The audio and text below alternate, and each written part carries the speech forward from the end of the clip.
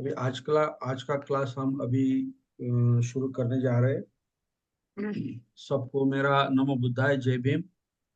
जय भीम अ, सर। हाँ, यस। हम अभी आज एक महत्वपूर्ण नया टॉपिक शुरू करेंगे। तो टॉपिक के बारे में मैं आपको बताऊंगा और आप सब लोग ध्यान से उसे सुने और समझे। ओके। क्योंकि पाली भाषा में जो शब्द आते हैं, मतलब व्याकरण में जो शब्द आते हैं, वो शब्द से भी बहुत सारा कंफ्यूजन होता है बहुत लोगों का। तो वो दो शब्द है, एक कृदंत शब्द है और एक तद्धित शब्द है। तो ये कृदंत जो शब्द होते हैं, ये क्या होते हैं और तद्धित शब्द क्या होते हैं, ये नहीं समझने के कारण हम अच्छी तरह से जो एडवांस पाली का जो अभ्यास होता है वो पूरा नहीं कर सकते या समझ नहीं सकते। और इसका परिणाम क्या होता है कि हम अच्छी तरह से जो है वो पढ़ नहीं सकते या समझ नहीं सकते, इसका मीनिंग नहीं निकाल सकते। तो ये बड़ी दुख की बात है। तो ये तद्धित और कृदंत, कृदंत का मैंने आपको बोला कि जब धातु को कुछ प्रत्यय लगते हैं, तो धातु को कुछ प्रत्यय लगते हैं, मतलब काल के नहीं, काल के नहीं, ये वाला प्रत्यय या और कुछ दूसरे प्रत्यय जो है वो अगर उसे जोड़ दिया जाए तो उसे कृदंत कहते हैं। यहाँ पे मैंने धातु ये शब्द जो इस्तेमाल किया है, ये धातु शब्द बहुत महत्वपूर्ण है। तो आप ध्यान में रखिए कि धातु को जब हम प्रत्यय लगाते हैं, वाला प्रत्यय होता है या नाम के अर्थ में उसका अर्थ निकलता है, मतलब नाम, हम धातु से नाम भी करते हैं, तो उसे वर्बल नाउन कहते हैं। तो इस तरह की जो प्रत्यय लगने से जो क्रियापद में, मतलब धातु में जो बदल आता है, उसे हम क्या कहते हैं, कृदंत कहते हैं। और दूसरा शब्द है तद्धित। तो ये तद्धित शब्द है, इसमें नाम को कुछ प्रत्यय लगते हैं। तो नाम को कुछ प्रत्यय लगने से उस नाम की कुछ विशेषताएं जो होती है, कैरेक्टरिस्टिक्स होती है, मतलब उसका कुछ क्वालिटी या गुण, ये जब हमको पता चलता है तो उसे हम तद्धित कहते हैं। मतलब तद्धित का क्षेत्र जो है नाम से रिलेटेड है, और खुदन का शब्द क्षेत्र जो है वो धातु से रिलेटेड है। तो इसमें एक बात और समझने की कोशिश कीजिए, क्योंकि कृदंत में कृदंत में विशेषण भी होते हैं, विशेषण भी होते हैं और अव्यय भी होते हैं। वैसे ही तद्धित में विशेषण भी होते हैं, अव्यय भी होते हैं। तो जब हम कहते हैं कृदंत विशेषण या कृदंत अव्यय या तद्धित ये कहते हैं, अव्यय कहते हैं या तद्धित विशेषण कहते हैं, तो और थोड़ा कंफ्यूजन बढ़ जाता है। तो पहले तो ये दो शब्द ध्यान में रखना, और उसमें फिर अव्यय या विशेषण, ये दोनों शब्द जैसे हम पढ़ेंगे वैसे उसको जोड़कर वो क्या है वो हम देखेंगे। तो आज इसी वक्त हम तद्धित जो है, तो विशेषण के रूप में कैसे इस्तेमाल करते हैं, तो ये हम आज देखेंगे। तो आ, मैंने आपको तद्धित का मीनिंग तो बता दिया है। तो यहाँ पे कुछ तद्धित प्रत्ययांत, मतलब कुछ तद्धित प्रत्यय अंत शब्द विशेषण होते हैं। ये जो मैं अभी आपको स्क्रीन शेयर करके बताऊंगा। तो कुछ तद्धित प्रत्यय, मतलब तद्धित के बनने के लिए, शब्द को तद्धित बनने के लिए कुछ प्रत्यय होते हैं। अगर वो प्रत्यय उसे जोड़ दिया जाए तो उसे उसके क्या कहते हैं, तद्धित कहते हैं। और ऐसे बने हुए जो शब्द होते हैं कि जो तद्धित होते हैं, कभी कभी वो विशेषण की तरह व्यवहृत होते हैं, मतलब उपयोग किया जाता है उसका। इस्तेमाल किया जाता है, तो वो कौन से प्रत्यय है यह हमें सीखना है।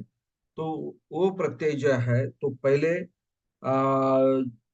कति या क्यूतक या कितक, ये तीन प्रत्यय यहाँ पे बुक में दिए हैं। और बाकी जो है कतर है और कतम है, और दूसरा है नेय है, नीक है, तन और इम। ये जो प्रत्यय मैंने अभी आपको बताए, तो ये प्रत्यय लगने से, किसे नाम से लगने से वो क्या बनते हैं, तद्धित विशेषण बनते हैं। अभी मैं ये क्यों कह रहा हूं, क्योंकि हमारा एक 15 दिन से जो टॉपिक चल रहा है, मैं जो बता रहा हूँ वो कौन सा टॉपिक है, विशेषण का टॉपिक है। हम विशेषण पढ़ रहे हैं, तो विशेषण के अंतर्गत, मतलब उसके पोर्शन में हमने क्या पढ़ा, पहले गुणवाचक विशेषण पढ़ा, मतलब क्वालिटी का जो एडजेक्टिव होता है वो पढ़ा। फिर बाद में हमने संख्यावाचक विशेषण पढ़ा। फिर बाद में हमने कृदंत विशेषण जो है, कृदंत विशेषण मतलब प्रेजेंट पार्टिसिपल, फ्यूचर पार्टिसिपल और पास्ट पार्टिसिपल, और उसके जो प्रत्यय होते हैं अंत, मान, तब, अनीय, य और त और इत, ये तीनों का क्या है, ये प्रत्यय है कृदंत विशेषण का, ये प्रत्यय है। अभी हम लास्ट, वो जो पोर्शन है टॉपिक विशेषण के अंतर्गत जो आने वाला जो लास्ट टॉपिक है, वो क्या है, तद्धित विशेषण। तो इस तद्धित के जो प्रत्यय जो होते हैं, अगर वो नाम को अगर जोड़े जाते हैं, तो उसे हम क्या कहते हैं, तद्धित विशेषण कहते हैं। वो कौन कौन से है, वो है रति, रिवतक और ऋतक। तो इसमें ये जो कति शब्द जो है, किंग शब्द से परे ये प्रत्यय लगते हैं।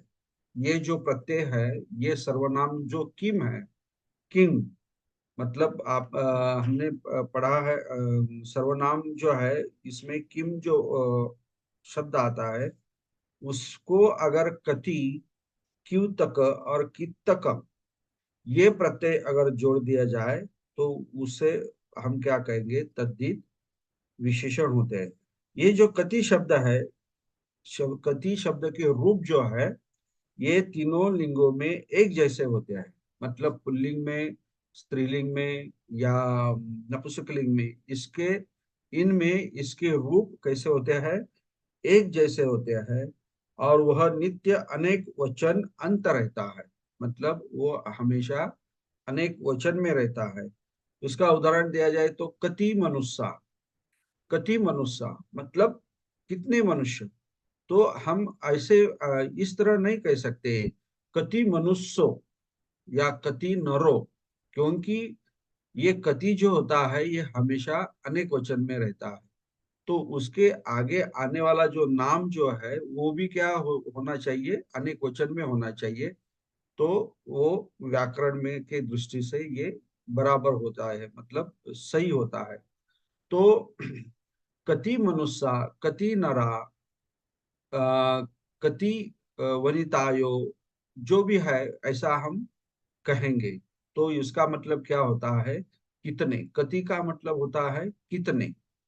ओके। या कति फलानी, नपुंसकलिंग का अगर हम वर्ड ले, तो कति फलानी मतलब कितने फल, कितने फल। या कति इत्थि मतलब कितने कितने स्त्री है या महिलाएं हैं, ऐसा हम देख सकते, मतलब समझ सकते हैं। उसी तरह क्यूतक और कितक शब्द के रूप जो होते हैं पुल्लिंग में बुद्ध शब्द के समान, और नपुंसक लिंग में फल शब्द के समान। अभी मैंने आपको कति के बारे में पढ़ाया, लेकिन जो दो शब्द है क्यूतक और कितक, ये जो शब्द है, तो ये कैसे चलते हैं, क्योंकि ये पुल्लिंग में बुद्ध शब्द के समान चलते हैं। हमने पढ़ा है बुद्ध शब्द कैसा चलता है, मतलब विभक्ति कैसी चलती है। तो पुल्लिंग में बुद्ध शब्द के समान होते हैं, और नपुंसकलिंग में फल शब्द के समान होते हैं, और स्त्रीलिंग में लता शब्द के समान होते हैं। मतलब अभी यहाँ पे उदाहरण भी दिए हुए है, क्यूतका या कित्तका बालका। मतलब क्यूतका या कित्तका, तो ये जो है, ये दोनों में से एक अगर हमने इस्तेमाल किया, ये उसका उपयोग किया, तो उसका अर्थ एक ही है। क्यूतका बालका मतलब कितने बालक, या कित्तका बालका मतलब का भी अर्थ होता है कितने बालक, ऐसा। तो ये क्यूतका कित्तका ये पुल्लिंग में बुद्ध शब्द के समान चला है, बालका। ओके, क्यूतका। और बाद में नपुंसकलिंग में क्यूतकानी कित्त या कित्तकानी फलानी। क्यूतकानी या कित्तानी फलानी, यहाँ फला, यहाँ पे फलानी नपुंसकलिंग है, इसीलिए उसका भी रूप क्या है, नपुंसकलिंग में हो गया है। और अगर स्त्रीलिंग हो, कितने है, स्त्रीलिंग में जो कुछ भी है वो अगर हमें बताना है, पूछना है, तो क्या कहेंगे, किवतकायो या कित्तकायो इत्थि। किवतकायो या कित्तकायो इत्थि। अभी मैं जो कह रहा हूँ, क्या कह रहा हूँ, तद्धित जो है, तद्धित जो है, तो तद्धित में विशेषण भी आते हैं, और हम विशेषण पढ़ रहे हैं। तो विशेषण पढ़ रहे हैं, तो अगर नाम को हमने कौन से प्रत्यय लगाए, तो उसका तद्धितांत मतलब तद्धित विशेषण बनता है, ये मैं आपको बता रहा हूँ। तो पहला शब्द मैंने आपको बताया, कति शब्द बताया, और दूसरा क्युतकंग बताया, और कित्तकंग बताया। मतलब ये तीनों जो शब्द प्रत्यय है, ये तीनों प्रत्यय का अर्थ एक ही होता है, वो है कितना। ये आप समझ लीजिए, ये तीनों प्रत्यय का अर्थ क्या होता है, कितना। ओके। तो और ये इसकी दूसरी कैरेक्टरिस्टिक्स क्या है, कि ये हमेशा अनेक वचन में रहते हैं। ये हमेशा क्या रहते हैं, अनेक वचन में रहते हैं। और पुल्लिंग में बुद्ध शब्द के समान, नपुंसकलिंग में फल शब्द के समान, और स्त्रीलिंग में लता शब्द के समान चलते हैं। मतलब उसका विभक्ति हम चलाते हैं। विभक्ति चलाना मतलब क्या होता है, पठमा विभक्ति में ये आता, जैसे कि पठमा विभक्ति में बुद्ध शब्द का बुद्ध आया, बुद्धा आया। दूसरी सेकंड विभक्ति जो है, उसमें बुद्धं, बुद्धे, ऐसा आया। तो ये ऐसा विभक्ति चलाते हैं, पठमा विभक्ति से सप्तमी विभक्ति तक हम विभक्ति चलाना इसे कहते हैं। तो इसी तरह ये जो कति, कीवतक, कित्तकं, ये जो शब्द है, ये तद्धित विशेषण के क्या है, प्रत्यय है। और ये लगने से जो भी शब्द बनता है, जो भी रूप बनता है, हम उसे विशेषण कहते हैं।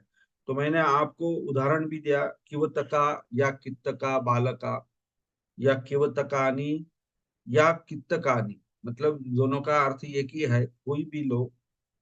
फलानी मतलब कितने फल है, कितने स्त्रियां है, ऐसा इसका मतलब होता है। तो ये एक पार्ट हो गया तद्धित विशेषण का, मतलब ये एक पार्ट हो गया। अभी दूसरा पार्ट हम देखेंगे, वो क्या है, कतर और कतम। कतर और कतम, मतलब इसका भी क्या मतलब होता है। तो ये कतर और कतम ये प्रत्यय है, अगर ये नाम को अगर जोड़ दिया जाए, तो वो शब्द जो बनता है, जो रूप बनता है, उसे भी हम क्या कहते हैं, विशेषण कहते हैं, एडजेक्टिव कहते हैं। तो वो कैसे, उदाहरण के तौर पर मैं आपको बताना चाहता हूँ। कतरो या कतमो देवदत्तो भवंतम। मतलब ये जो है, कतरो या कतमो मतलब कौन सा, या जो बहुत सारे लोग हैं, उसमें से कौन सा देवदत्तो, आदरणीय, या क्या बोलते हैं, रिस्पेक्टफुली हम कहते हैं ना, आप बोलते हैं। तो भवतंग, भवतंग का मतलब रिस्पेक्टफुली कहते हैं।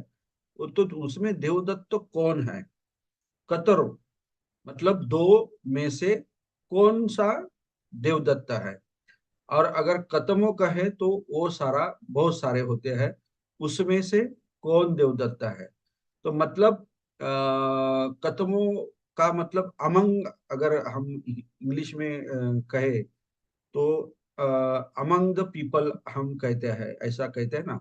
तो कतमो वो हो जाता है, मतलब दो से ज्यादा, अगर दो से ज्यादा अगर कुछ हो और उसमें से किसी को हमें स्पेसिफाई करना हो, मतलब दिखाना है, विशिष्ट व्यक्ति को या वस्तु को दिखाना है, तो हम दो से ज्यादा अगर है तो कतमो हम इस्तेमाल करेंगे। अगर दो में से है, दो ही है और उसमें से कोई स्पेसिफिक हमें उसको आइडेंटिफाई करना है, तो क्या करेंगे, कतरो। ये जो कतर और कतमो जो है, ये भी क्या है, प्रत्यय है। ये भी नाम को अगर लग गए तो क्या होते हैं, विशेषण होते हैं। तीसरा जो है नेय है, नेय। तो ये जो नेय है, तो ये अगर लग गया नाम को, तो वो उसका रूप भी क्या बनता है, तद्धित विशेषण बनता है। तो ये जो नेय, नेय, नेयो, न मतलब बाण का, बाण हम देखते हैं ना, उसका न है, हाँ? न नल का नहीं है, ये ध्यान में रखिए। तो नेयो, ये प्रत्यय अगर नाम को लग गया तो वो क्या बनता है, तद्धित विशेषण बनता है।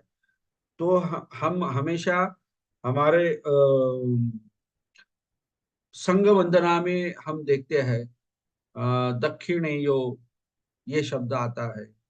और क्या क्या आता है, अंजलि करणीयो, सॉरी अंजलि, अंजलि करणीयो नहीं आता, मतलब वो करणीयो अनिय में जाता है। यहाँ दक्षिणेयो, ये जो शब्द है, तो ये क्या है, तद्धित विशेषण है। क्योंकि ये जो दक्षिणा जो है, दक्षिण जो है, इसको क्या प्रत्यय जोड़ा गया, नेयो जोड़ा गया। तो दक्षिणेयो भगवतो सावक संग। हम जब कहते हैं दक्षिणेयो भगवतो सावक संग, मतलब भगवान का जो संग है, भगवान का, भगवतो, ये तो छठी विभक्ति है भगवान भगवंतु शब्द की। तो ये छठी विभक्ति मतलब भगवान का संग, संग मतलब संग, एक संग जो है, तो वो क्या है, दक्षिणीय है। तो ये विशेषण हो गया, ये क्या विशेषण हो गया। तो इसमें से इसका अर्थ क्या निकलता है, कि दक्षिणा देने योग्य है। भगवान का संग जो है वो दक्षिणा मतलब दान करने योग्य है, इसका ऐसा मतलब होता है। तो यहाँ पे दक्षिणीयो ये शब्द क्या हो गया, तद्धित विशेषण हो गया। ओके। तो योग्य है, तो ये अभी अनीय और तब और य, तो इसके ही ये मिलता जुलता रेंज में आता है ये शब्द। ओके। चौथा जो है, कितना पहले हमने टी, किवतक और कित्तक अंग देखा, बाद उसके बाद में कतरा और कतम देखा, और तीसरा जो है नेय देखा, मतलब योग्य होना। नेय का मतलब होता है योग्य होना। ओके। और अभी निक जो है, वो है मतलब चौथा, हाँ चौथा प्रत्यय है ये, मतलब पार्ट है चौथा। तो इसमें अगर ये निक जग अगर हम इसको लगा दे, नाम को लगा दे, तो वो भी तद्धित विशेषण बनता है। मतलब मानसिको, शारीरिको, रोगो, मतलब मानसिक या शारीरिक वाला रोग, ऐसा हम उसका मीनिंग निकालेंगे। मानसिक रोग, मानस और उसको जोड़ दिया निक, तो मानसिक हो गया।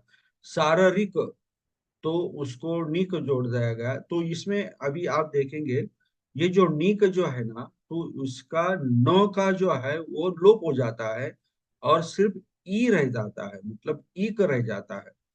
और शारीरिक, ये जो शारीरिक है, शारीरिक, तो इसको ईक लग गया, तो वो शारीरिक हो गया। रोगो मतलब शरीर का रोग, शरीर का रोग। मन शरीर का रोग ऐसा हम कह सकते हैं, मतलब मानसिक रोगों या शारीरिक रोगों। ओके। वातिको आबादो, वातिको, वात प्लस इक। ओके। आबादो, आबादो, आबादो होने के कारण हमने इधर वाती इक जो है उसको भी क्या लगाया, ओ प्रत्यय लगाया, मतलब वाती को आबादो। मतलब क्या होता है, वायु का रोग होता है ना, मतलब हम मराठी में उसको क्या कहते हैं, वायु, वायु रोग का जो हाथ और पैर ये पक्षपात हुआ। म्हणतो किंवा लखवा म्हणतो आपण त्याला. हाँ, yes yes yes yes, yes लकवा या पक्ष वात, हाँ ठीक है। तो ये इसका मीनिंग हो गया, मतलब वायु का रोग। तो ये सारे शब्द जो होते हैं ना अपने सूत्र में आते हैं, तो हमें इसका अर्थ अच्छी तरह से मालूम होना चाहिए। सो वग्गी को मग्गो या सो वग्गी को धम्मो, मतलब स्वर को जाने वाला, स्वर को जो धम्म है वो स्वर्ग को ले जाए, ऐसा धम्म। सोवग्गी को, धम्म मतलब जो धम्म स्वर्ग को ले जाए उसे क्या कहते हैं। यहाँ भी इक लग गया है, सोवग्गी को, धम्म। और पेत्तिकं धनम, मतलब वो पौती का धन, मतलब पिता के पक्ष का जो धन होता है उसे पेत्तिकं धनम, मतलब यहाँ पे भी इक, पेत्त अधिक इक, धनंग, धनंग ये जो है नपुंसकलिंग है, इसलिए वो धनंग हो गया। तो ये पेत्तिकंग का भी, पेत्तिक का भी पेत्तिकंग हो गया, ये ध्यान में रखिए। बाद में अरण्यको, अरण्यको भिक्खु, मतलब जंगल में रहने वाला भिक्खु। जो भिक्खु जंगल में रहता है उसे क्या कहते हैं, अरण्य, अरण्य को भिक्खु। तो इसी तरह ये जो तद्धित के प्रत्यय जो है वो जोड़ने से तद्धित विशेषण बनते हैं। ओके। अभी उसके आगे है तन और ईम, ये दो ही है, तो हम उसको भी देखेंगे। तो ये तन भी लगता है, मतलब जैसे अज्जतनी उत्ती, मतलब अज्जतनी मतलब आज, और उत्ती मतलब खबर। अद्यतनी उत्ती मतलब आज की खबर, मतलब आज का जो भी समाचार होगा वो जो है अद्यतनी।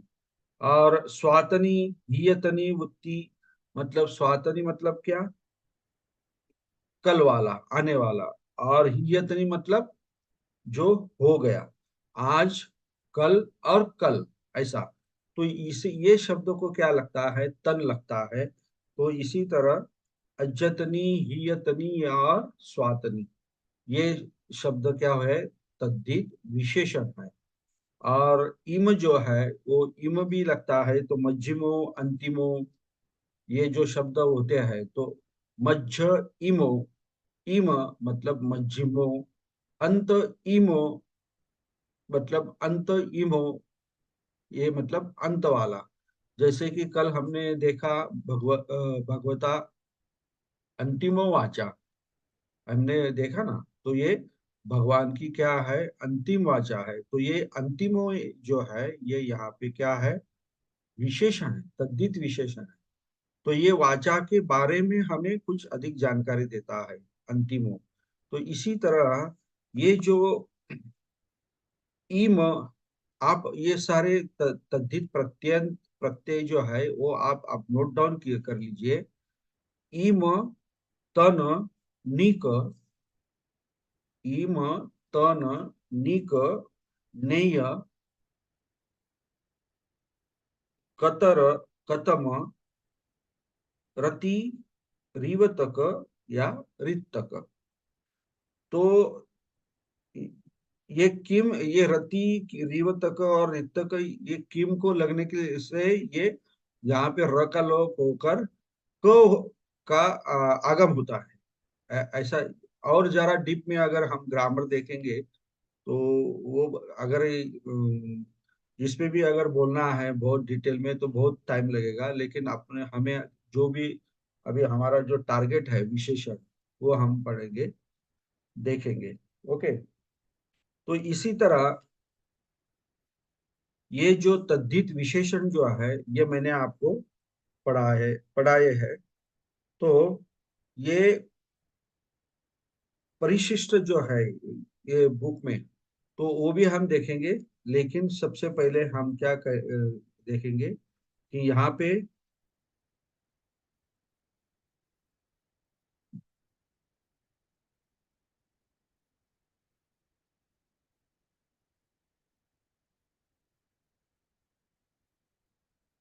ये शायद हमने, हाँ, कुछ मैं आपको स्क्रीन शेयर करता हूँ, कुछ उदाहरण मैं आपको बताता हूँ। भावेती। ओके। यहाँ पे क्या लिखा है मैंने, आरण्यको भिक्खु मेत्तंग भावेती। तो यहाँ पे ये जो आरण्यको जो शब्द है ये क्या है, तद्धित विशेषण है। इसे क्या कहेंगे हम, तद्धित विशेषण कहेंगे। तो ये विशेषण किसका विशेषण है, ये नाम जो है भिक्खु, इसके बारे में ये आरण्यक को अधिक जानकारी दे रहा है। तो ये है विशेष्य, मतलब इस विशेष्य, और ये है विशेषण। ये ओके। मतलब जंगल में रहने वाला भिक्खु मैत्तंग भावेती, मतलब मैत्री की क्या करता है, भावना करता है या प्रैक्टिस करता है।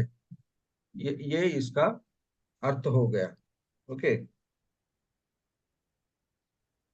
और ये भी हमने देखा, दक्षिणीयो, दक्षिणीयो भगवता संगो। तो यहाँ पे ये दक्षिणीयो जो है ये क्या है, तद्धित विशेषण। तद्धित विशेषण है किसका, दक्षिणीयो भगवता संग। यहाँ पे नाम क्या है, संग है। तो संघ के बारे में ये दक्षिणीय जो शब्द है ये आपको अधिक जानकारी देता है, इसलिए ये नाम है और ये क्या है, विशेषण है। ओके। विशेषण दक्षिणीय।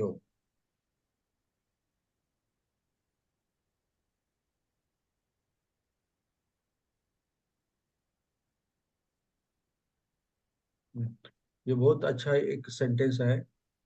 पच्च वेक्षित्वा, पच्च वेक्षित्वा, पच्च वेक्षित्वा,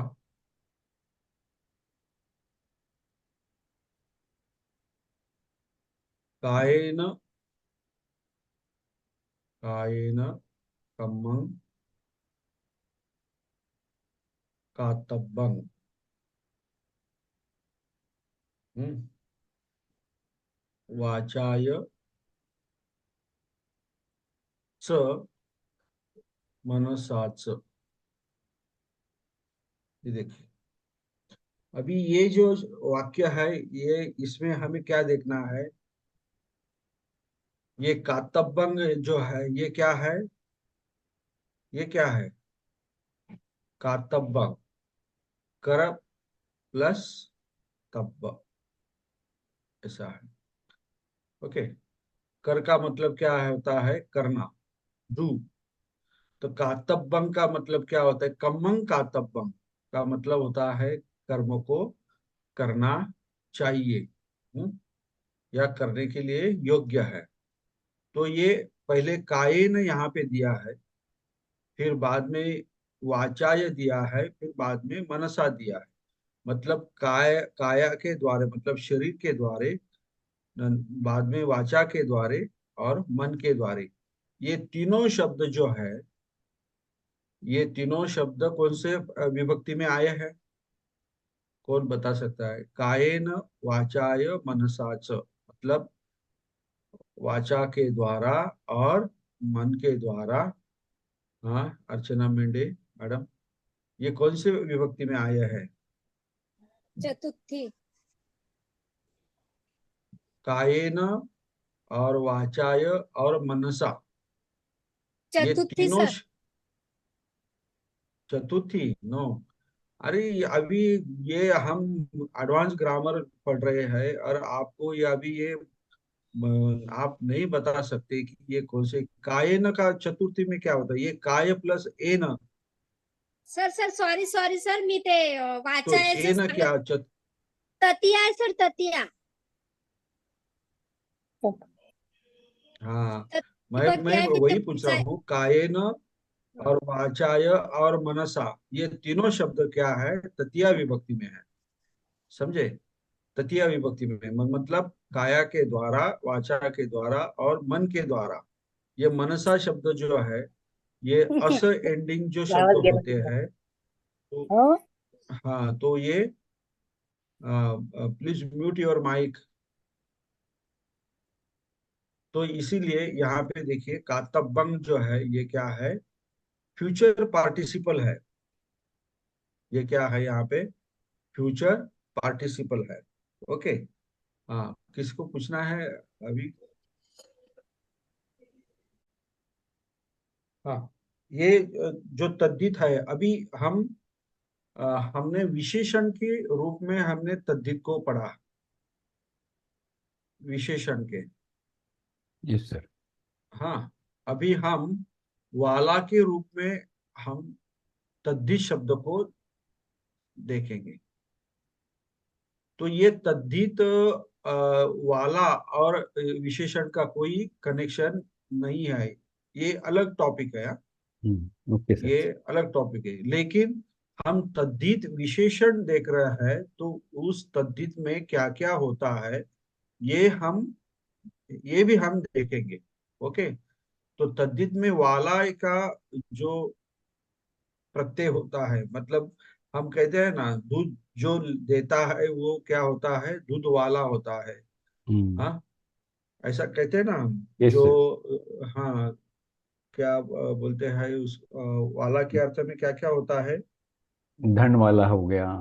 हाँ हाँ, धन वाला हो गया, या या जो वाला नहीं. हाँ. गतिमान जो है वो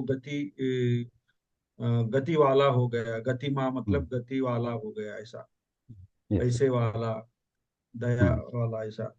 तो इस अर्थ में, मतलब वाला के अर्थ में भी तद्धित का जो होता है ना, वो प्रत्यय होते हैं। तो वो कौन से होते हैं? वंतु, वंतु और मंतु, ये आपको, ये दो जो है, ये बहुत महत्वपूर्ण है पाली में। वंतु ये जो प्रत्यय है, वो अकारांत शब्द को लगते हैं, अकारांत शब्द।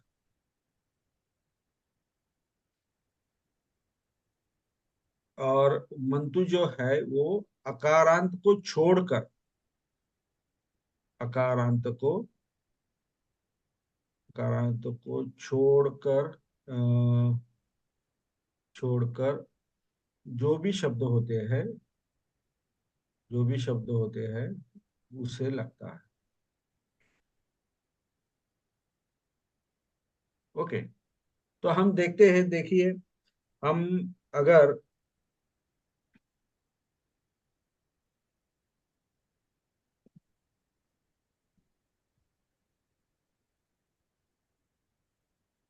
गति मंतु अगर शब्द लिया लिया हमने, गति मंतु।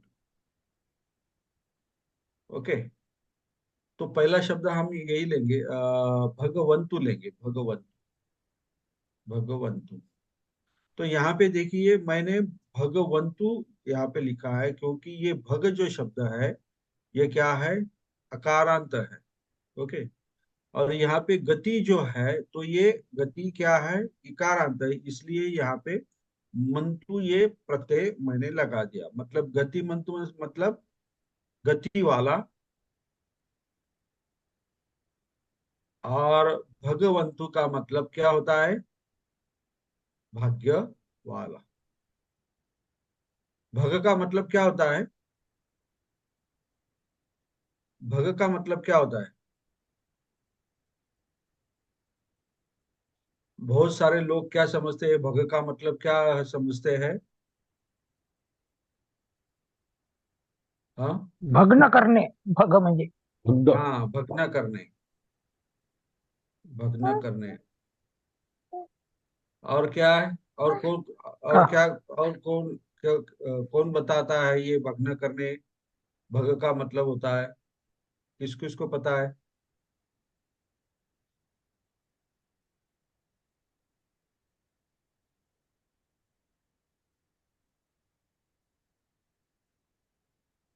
वंदना कुमार, हाँ, विजया, बोलिए। हो सर, भग्न भग्न म्हणजे राग द्वेष मोह मत्सर जो ज्यांनी मतलब, संपवून टाकलेत हाँ, असं भग्न करणारा तो कौन? अं, भगवंतु। भगवंतु। Okay okay. विजया मैडम, आपको कुछ कहना है? भाग्यवान। भाग्यवान। भाग्यवान। भाग्यवान। भाग्यवान। क्योंकि ये जो आपका जो कंफ्यूजन है ना, ये दो शब्दों में क्यों हुआ है? ये भग शब्द है। भग का मतलब होता है भाग्य, और भग का मतलब होता है, भग का मतलब होता है भग्न करना, भग्न करना। तो आप पाली के स्टूडेंट हो, तो ये जो शब्द जो है ना, ये दोनों शब्द अलग अलग है। ये जो शब्द है अलग अलग है। तो भगवान, हम कहते हैं भगवान, तो वान का भी अर्थ वही होता है, वाला, दयावान बोलते हैं ना हम।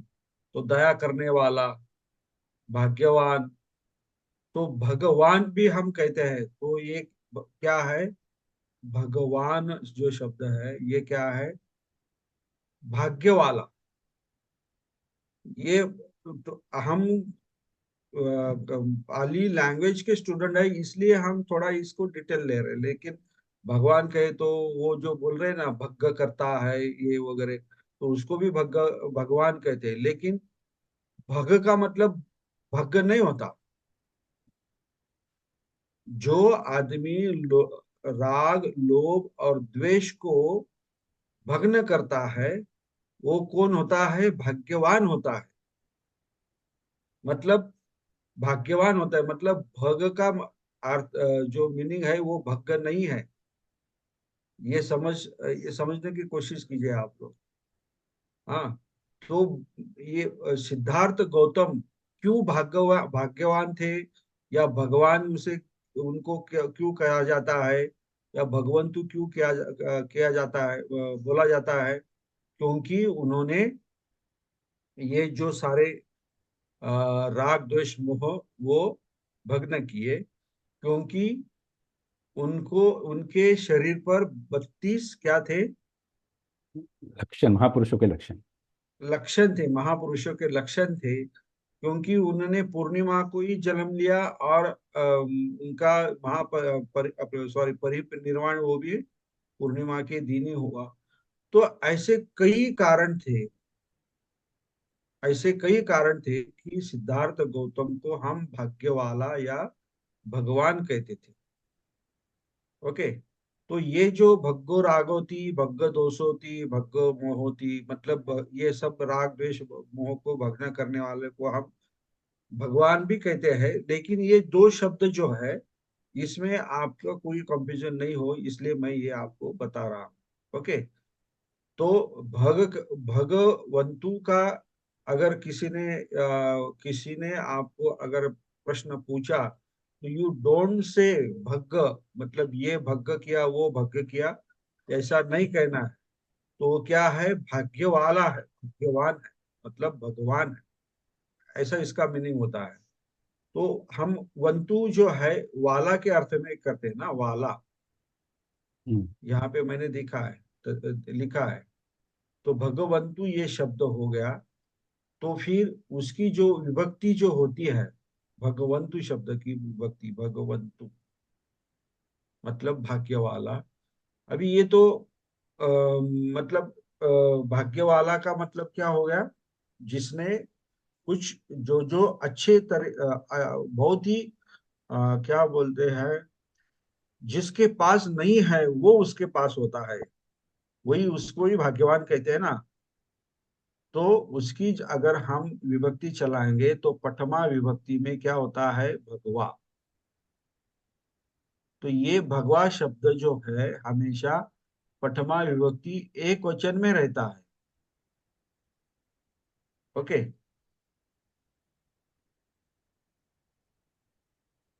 भगवतो, भगवतो, ये चतुर्थी और छठी है। भगवता, भगवता, ये सॉरी, ये पंचमी और तृतीया, तृतीया और पंचमी। तो ये भगवंतु की जो विभक्ति चलाई जाती है या गतिमंतु को विभक्ति चलाई जाती है, ये अलग भाग है, ये अलग पोर्शन है। लेकिन हम इसे क्या कहेंगे? तद्धित कहेंगे। इस शब्द को हम क्या कहेंगे? गतिमंती को, भगवंतु को या भगवा को क्या कहेंगे? हम क्या तद्धित। कहेंगे? वाला के अर्थ में तद्धित। ये कहने का मेरा मतलब है, समझे? तो ये भगवा शब्द के का भी बहुत सारे लोगों ने बीच बीच में ये बहुत क्या चर्चा की थी। ये भगवा शब्द कैसे आया? भगवान शब्द है तो ये न हलंत होता है, इसलिए ये कट कर दिया तो भगवा हो गया, ऐसा। क्योंकि भगवा ये शब्द हमेशा वाक्य में आता है, वो कर्ता के रूप में आता है। भगवा आमंत्रेसी मतलब भगवान ने आमंत्रित किया। भगवा धम्मं देसेति, म्हणजे भगवान ने क्या? धम्म का उपदेश किया। इसी तरह, तो इसी तरह ये जो वंतु और मंतु जो है, इसी तरह और दूसरे भी प्रत्यय है वाला के अर्थ में। वो कौन से है? ई को और ई। मतलब अभी हम देखेंगे दंडी को, दंडी को, इसका मतलब क्या होगा? ये दंड प्लस इक। ओके, ये दंडक हो गया। लेकिन जब ये एक वचन में एक वचन में लेना है तो बुद्ध के शब्द के जैसा चलेगा, तो वो क्या होगा? ओ लग जाएगा उसके, तो दंडी को, सॉरी, दंडी को मतलब दंड वाला, जिसके हाथ में दंड है उसको हम दंडी को कहेंगे। ओके। गंध, ये भी शब्द है गंध, उसे हम क्या कहेंगे? गंधी को, ईक लग गया। ओके।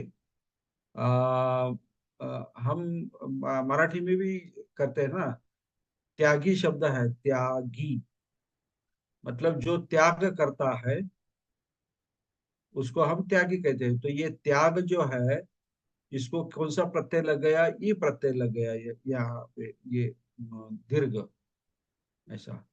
तो उसी तरह पाली में भी चाग मतलब त्याग होता है, तो चागी शब्द होता है, चागी। ये क्या है? ये सब तद्धित शब्द है।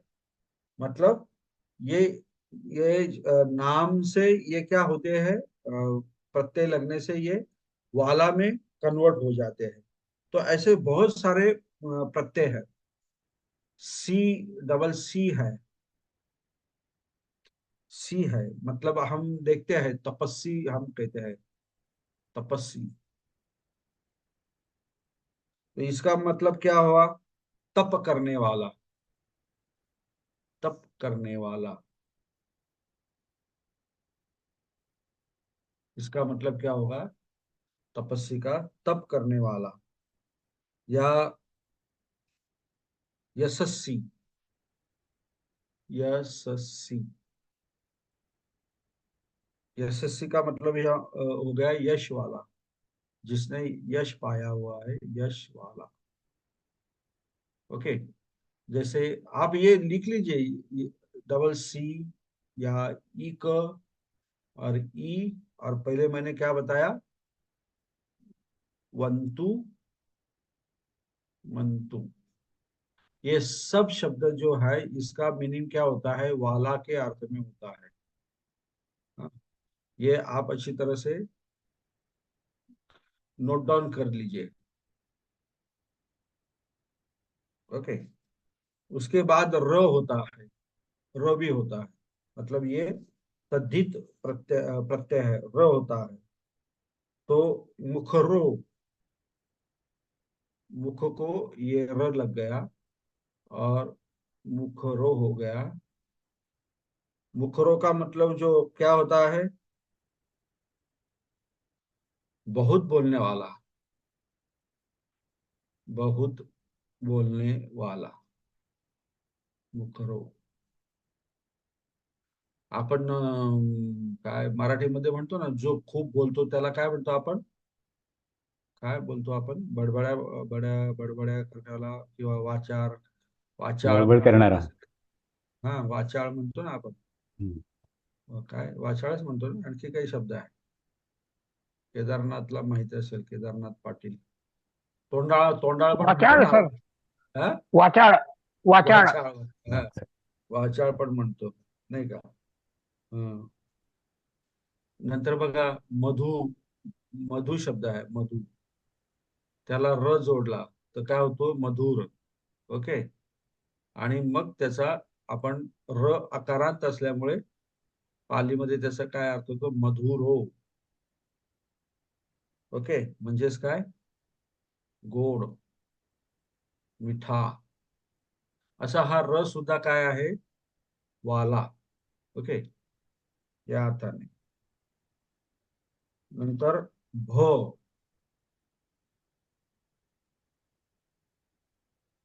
भ काय, तुंडी भो,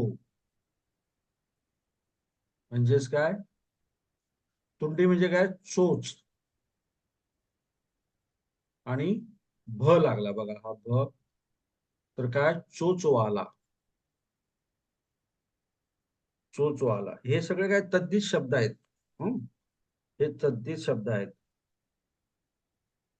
साली भो, साली भो, साली म्हणजे काय, धान, म्हणजे धान्य, म्हणजेच काय झाला, धानवाला. ओके, नंतर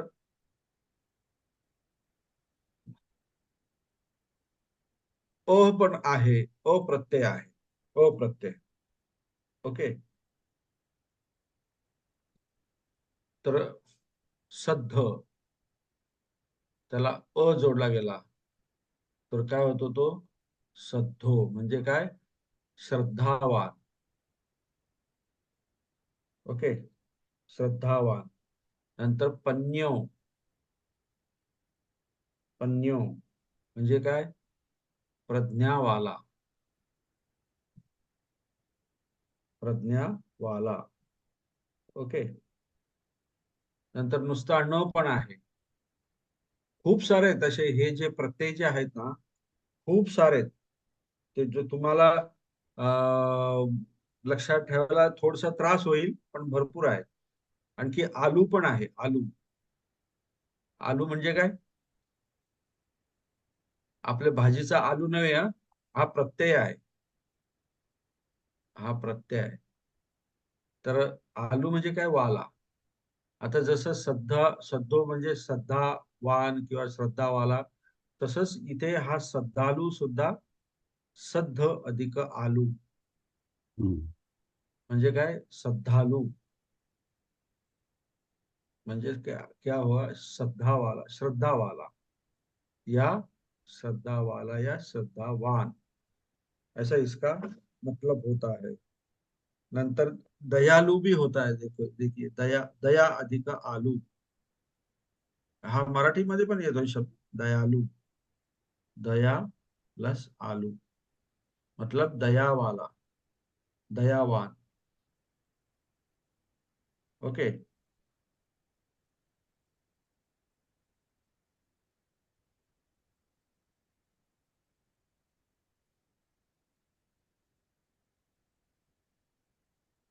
मैं सब क्या जो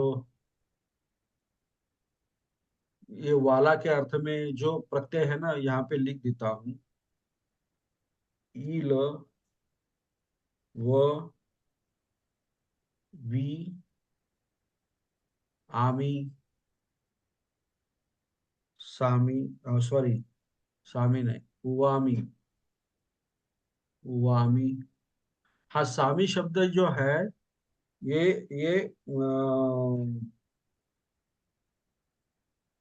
अधिकार रखने वाला जो होता है, ऐसा इसके अर्थ में होता है। जैसे स्वामी है। स लग गया मतलब स्व। ओके। तो अगर उसे आमी लग गया तो क्या होता है? आमी।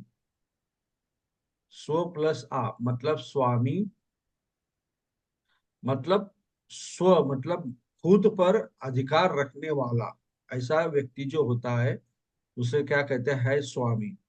तो बहुत सारी महिलाएं पति को क्या कहते हैं? स्वामी कहते हैं ना। तो वो स्वामी कहने का उसका क्या मतलब होता है कि मेरे ऊपर इसका अधिकार है। अधिकार, अधिकार वाला ये व्यक्ति मेरे ऊपर अधिकार रखने वाला है, इसका मतलब हो गया स्वामी। ऐसे बहुत सारे मतलब स्वामी, ये तो हिंदी में हो गया, लेकिन पाली में हम क्या करेंगे? सामी लिखेंगे, सामी। ये गाना आया था ना एक, क्या बलम सामी, वो सामी क्या था ना वो, बहुत फेमस हुआ था। तो ये शब्द जो है ये पाली का शब्द है, सामी। बहुत सारे हैं। सो है, इमा है, इमा है, ईय है। तो ये मैं आपको व्हाट्सएप पे ग्रुप पे डाल दूंगा। ये जो वाला के प्रत्यय जो है, ये सब मैं ग्रुप पे भेज दूंगा। और उसके उदाहरण जो है, वो ये एक चार्ट है मेरे पास। तो वो चार्ट के हिसाब से मैं आपको ये भी व्हाट्सएप पे भेज दूंगा। तो आप उसको क्या कहते हैं, पढ़ लेना या समझ लेना। तो इसी तरह ये जो अ, विशेषण का मेन जो हमारा टॉपिक था, विशेषण का। हम्म। तो ये विशेषण का टॉपिक जो है आज हम यहाँ पे खत्म कर रहे हैं, मतलब समाप्त कर रहे हैं। तो ये पोर्शन जो है विशेषण का, तो यहाँ पे क्या हो रहा है? पूरा हो रहा है। तो हमने ये विशेषण टॉपिक में क्या क्या पढ़ा? कौन बता सकता है?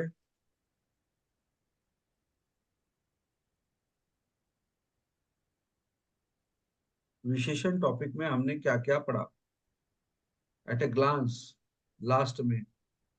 कौन कह सकता है?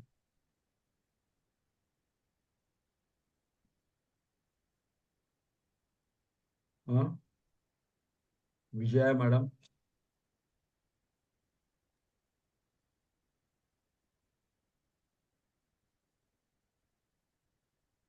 Unmute please, Vijaya madam.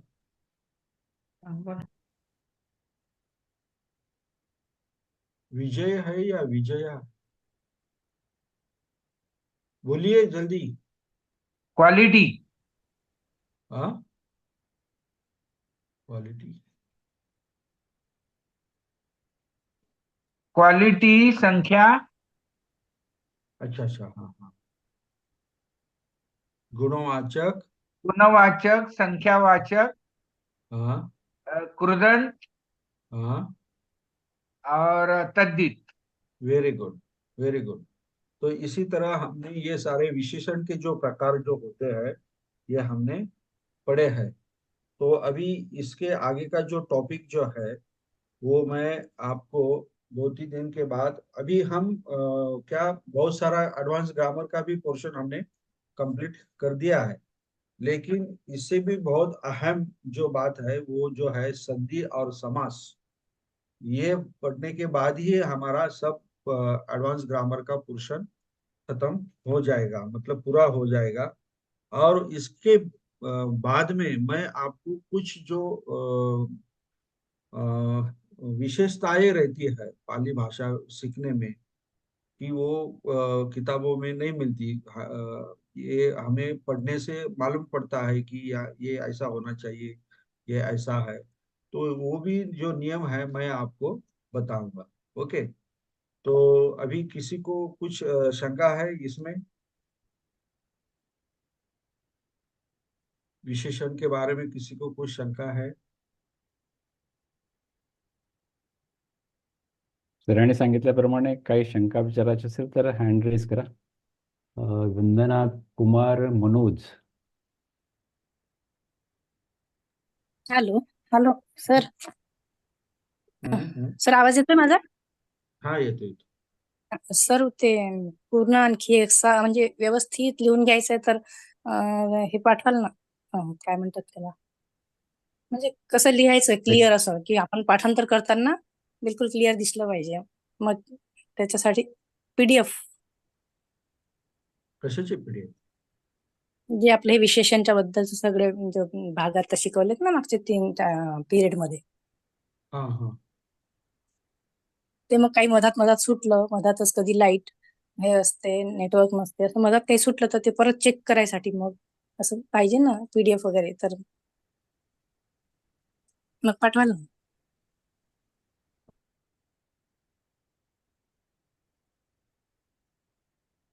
तर प्रत्येक सर आपण प्रत्येक क्लासचं जे काही व्हिडिओ आहेत ते ऑलरेडी आपण ग्रुपवरती टाकलेले आहेत. हो सर, हे पण आहे का मग पुढचे? हां हां, मग ते आता जे क्लास आहेत आधीचे ते सगळे आपल्या ग्रुपवरती टाकले आहेत. तुम्ही त्याचा रेफरन्स घ्या, म्हणजे तुम्हाला तुमच्या शंकाचं समाधान होईल. ठीक आहे ठीक आहे. Thank you sir, thank you. धन्यवाद.